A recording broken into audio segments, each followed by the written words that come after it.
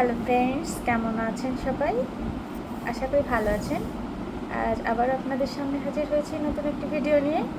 আজ আমি আপনাদের সাথে কথা বলবো চার্জ হ্যান্ডওভার সম্পর্কে। আসলে খুব গুরুত্বপূর্ণ একটা জিনিস। যারা এই মুহূর্তে ইনচার্জ হিসাবে দায়িত্ব পালন করছেন, অথবা যারা সিনিয়র স্টাফ নার্স আছেন, যারা পরবর্তীতে চার্জ নেবেন, হ্যাঁ, যারা হচ্ছে স্টুডেন্ট আছেন, সবার আসলে জানা দরকার বিষয়টা, চার্জ হ্যান্ডওভারের বিষয়টা। যারা চার্জ হ্যান্ডওভার নিয়েছেন সেটা একটা জিনিস, চার্জ হ্যান্ডওভার যেটা করবেন সেটা একটা জিনিস। চার্জ হ্যান্ডওভার করতে হলে আপনাদেরকে কী কী বিষয় খেয়াল রাখতে হবে, কী কী করতে হবে সে বিষয়ে কথা বলবো।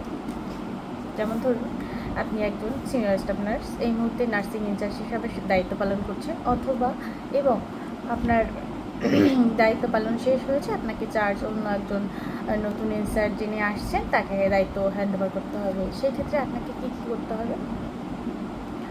আপনাকে প্রথমত আপনার যত স্টক লেজার আছে তাকে যে তারিখে হ্যান্ডওভার করবেন সেই তারিখের আগ পর্যন্ত ডেট দেখিয়ে আপনাকে কিন্তু স্টক লেজার একদম ফুলফিল করে দিতে হবে।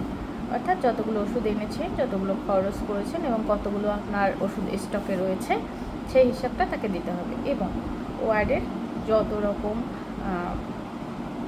ইনস্ট্রুমেন্ট, যত রকম লিনেন, যত রকম আপনার স্টেশনারি সামগ্রী, সার্জিক্যাল সামগ্রী, ওয়ার্ডের আর কি সমস্ত দায়িত্বটাই তাকে বুঝিয়ে দিতে হবে।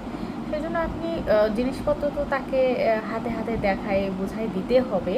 সেই সাথে আপনাকে আরেকটা কাজ করতে হবে, সেটা হচ্ছে একটা শিট মেনটেন করতে হবে। শিটটা কেমন আপনাদেরকে আমি একটু যদি দেখাই, এই দেখুন, এই যে এটা হচ্ছে চার্জ হ্যান্ডওভারের শিট। এখানে আপনি ডিপার্টমেন্ট নাম লিখবেন, চার্জ হ্যান্ডওভার। এখানে কি করতে হবে, সিরিয়াল নাম্বার দিয়ে নেম অফ আর্টিকেলস, অর্থাৎ আপনার কি কি জিনিস, আপনার যেরকম লিনেন খাতায় কি কি জিনিস রয়েছে সেই জিনিসগুলো সিরিয়াল অনুযায়ী। এই যে বেডশিট আমার যেমন প্রথমেই আছে বেডশিট আমার কত নাম্বার পেজে দেখানো আছে সেই পেজটা এখানে দিতে হবে। বেডশিট আমার সিরিয়ালেও আবার 1 নম্বর পেজে কিন্তু দেখানো রয়েছে, সেই জন্য আমি এভাবে দেখিয়েছি। আবার এখানে কি আছে, স্টক হ্যান্ডওভার প্রি, অর্থাৎ আমি কয়টা বেডশিট হ্যান্ডওভারে পেয়েছিলাম সেটা তো আমার খাতায় লেখাই থাকে যে আমি কয়টা বেডশিট হ্যান্ডওভারে পেয়েছিলাম। আমি দেখেন 240টা বেডশিট পেয়েছিলাম। এরপরে আমি আবার এখানে কি দেখাতে হবে, 240টা পাওয়ার পরেও আমি কয়টা ইন্ডেন নিয়ে আসছিলাম স্টোর থেকে, সেই অ্যামাউন্টটা এখানে বসাতে হবে। আমি 240টা পেয়েছিলাম এবং 60টা কিন্তু ইন্ডেন নিয়ে আসছিলাম। টোটাল আমার কয়টা হয়েছে, 300টা। এরপরে আরও আছে দেখেন, সার্ভিসেবল আনসার্ভিসেবলের ঘর আছে। সার্ভিসেবলের মধ্যে ওয়ার্কিং কয়টা আছে, অর্থাৎ আমার এই মুহূর্তে ওয়ার্ডে কয়টা ব্যবহার করতেছি, ওয়ার্কিং কয়টা আছে, আর স্টোরে কয়টা আছে। আমার অনেক সময় আছে না যে আমি স্টোর থেকে নিয়ে আসছি কিন্তু নিয়ে এসে আমি সাব স্টোরে রাখছি, যেটা আমি যখন একটা বেডশিট নষ্ট হবে বা ছিঁড়ে যাবে তখনই আমি সেটাকে ব্যবহার করব। সেই ক্ষেত্রে একেবারে নতুন কয়টা স্টোরে রয়েছে, আর ওয়ার্কিং আর স্টোর মিলে টোটাল কয়টা হয়েছে সেই টোটালটা এই ঘরে। আর আনসার্ভিসেবল অর্থাৎ যেটা কিন্তু কিনা আপনার ব্যবহারযোগ্য নয় সেই হিসাবে কয়টা আছে। আনসার্ভিসেবল আমার কাছে কয়টা আছে, ইনচার্জের কাছে কয়টা আছে সেটা কিন্তু আমার হিসাব করে একটা কিছু দিয়ে বেঁধে রাখা আছে খুব ভালো করে, যেখানে উপরে মার্ক করাও আছে যে এই চাদর, এখানে কয়টা চাদর রয়েছে।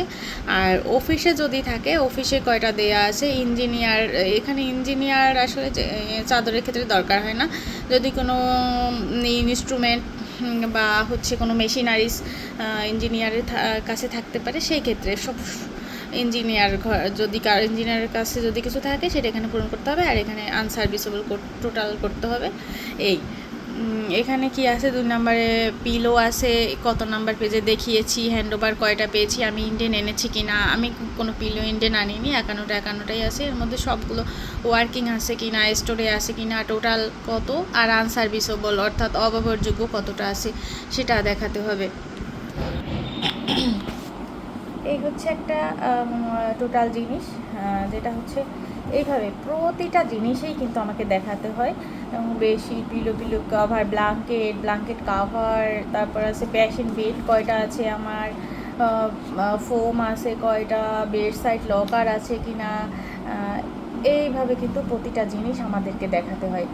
তো যারা চার্জ হ্যান্ড ওভার করবেন তারা অবশ্যই দেখবেন। আর আপনাদের যদি কারো ভিডিওটা ভালো লেগে থাকে অবশ্যই একটু লাইক শেয়ার কমেন্ট করবেন। আমার চ্যানেলটাকে সাবস্ক্রাইব করতে ভুলবেন না। আমি আবার অন্য কোনো ভিডিও নিয়ে হাজির হব। সেই পর্যন্ত সবাই ভালো থাকবেন, সুস্থ থাকবেন।